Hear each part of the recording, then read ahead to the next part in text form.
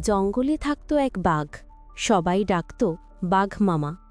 শক্তিশালী হলেও সে ছিল খুব অলস। আর ছিল তার ভাগ্নে শিয়াল, বুদ্ধিমান আর চতুর। একদিন শিয়াল ভাবল, মামার সঙ্গে থাকলে খাবারও পাব, নিরাপদও থাকব। সে বাঘের কাছে গিয়ে বলল, মামা, আমি আপনার সঙ্গে কাজ করি। আমি খাবার খুঁজে দেব, আপনি ধরবেন, পরে আমাকে একটু দেবেন। বাঘ মামা রাজি হল। পরের দিন শিয়াল একটি হরিণ দেখে দৌড়ে মামাকে খবর দিল। বাঘ ঝাঁপ দিলেও হরিণ পালিয়ে গেল। শিয়াল হেসে বলল, মামা, শুধু শক্তি থাকলে হবে না, বুদ্ধিও লাগে। পরের দিন শিয়াল কৌশল করল। ঝোপের কাছে গিয়ে জোরে আওয়াজ করল। ভয়ে দৌড়ে আসা হরিণ সোজা বাঘের সামনে পড়ল। বাঘ এবার সহজেই ধরল।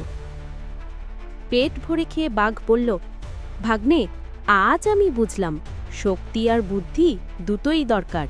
শিয়াল হেসে বলল, মামা, একসাথে থাকলে সবই সম্ভব।